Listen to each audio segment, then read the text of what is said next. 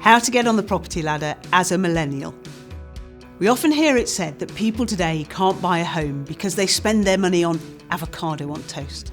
And I've been told by potential first-time buyers that they don't want to live on beans for 3 years to save for a deposit. In reality, it depends how quickly you'd like to get on the ladder. If you're happy to cut down on what you spend, then you could find a property quite quickly. But if you don't want to give up life's luxuries, it's still possible to save. It just may take you a little longer. But if you can be a bit creative, you can still make it work. Here are 5 steps to saving for a deposit without denying yourself a decent quality of life. Step 1. Take advantage of those government schemes. I've had a look at some of the government schemes. I know that Help to Buy ISAs are really helpful. A lot of them have sort of terms and conditions with them that I need to sit down and look at, so I know that there's a certain type of property that you can buy with them under a certain value. So there's things, a little bit more research that needs to be done. Government schemes, I've heard about them, and like in passing conversation I've seen a few television adverts here or there, but I haven't actually heard that much.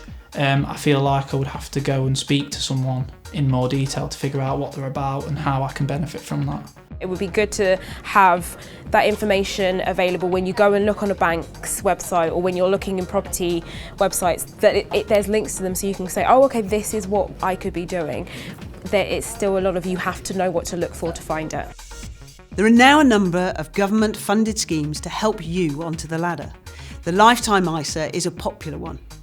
This is essentially a savings account, and the government will contribute 25% to your deposit. Also, today you only have to pay stamp duty if the property you're purchasing is over £300,000, which can be a good saving for many first-time buyers. However, we always recommend you seek independent tax advice, as mortgage advisors are not qualified to offer this. So, if you want to buy a property for £208,378, the average for first-time buyers in England, and need a 5% deposit of £10,420, you actually only need to save with a Lifetime ISA. And the government will top it up on completion, making it that little bit easier to get your foot in the door and finally own your first home. Buying a property with a 5% deposit is one way to get on the ladder quicker than you might have first thought.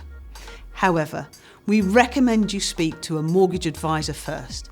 This way, you can talk through your own personal circumstances to find out if this is a good option for you. Step 2.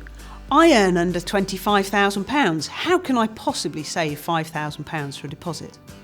This does seem a difficult task, but remember, you won't do it all in one go. So break it down into manageable chunks. Saving £5,000 over 3 years means you need around £140 per month. That's roughly the average monthly running cost for a car.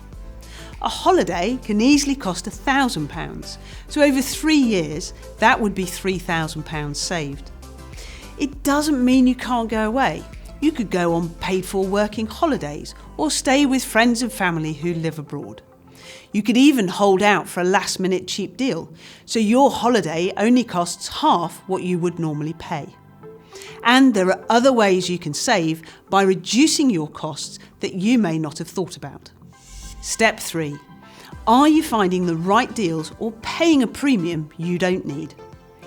Work with friends and family to find the best deals you can on the things you spend most of your money on. You may love a particular brand of coffee or pizza, but many of the big brands are now available in supermarkets, so you can save money by having them at home rather than when you're out and about. And with coffee, you can also help save the environment by not using throwaway cups. Alternatively, you may be spending a fortune on an expensive brand of food or drink. But if you do a blind taste test, you may well discover that there's another, cheaper product that you prefer. It's the same for everything you buy. Cars, appliances, clothes. Get good value. Step 4. Earn extra cash doing what you love. If you love the gym or going to the pub, could you work there a few times a week instead? Getting paid to keep fit or have fun in the pub without ever having to buy a drink can be a great way to enjoy life and save money. Not only could you save yourself £50 to £100 per month, but you could also end up earning this much in wages, effectively doubling what you could put towards your deposit each month. It may even mean you don't have to scrimp at all, just earn the extra money you need to save. I haven't thought about supplementing my income with additional work or anything like that because we've just moved. I think that once we've got the wedding out of the way, it would be something that we might be able to think about. I might take on another evening part-time job or something like that, but at the moment we're just sticking with saving for two things at once. In terms of supplementing my income, I do a bit of sort of side work for my dad. He doesn't know anything about marketing, and as I do marketing, I sort of do some website stuff for him, just some basic stuff that's going to help his business. And he just gives me a bit of money here and there, which does help over a whole month. Step 5. Get a banger, not car finance. We'd all love to drive around in a brand new car, especially when you can do that for tempting offers of just spending £100 or £150 a month. But this can really hamper your ability to get on the property ladder. Instead, if you can buy a good car that will get you from A to B without car finance, not only could you save more money each month towards a deposit, but it's also likely to mean you can borrow more, as any car finance will be taken into consideration when you're being assessed for mortgage affordability.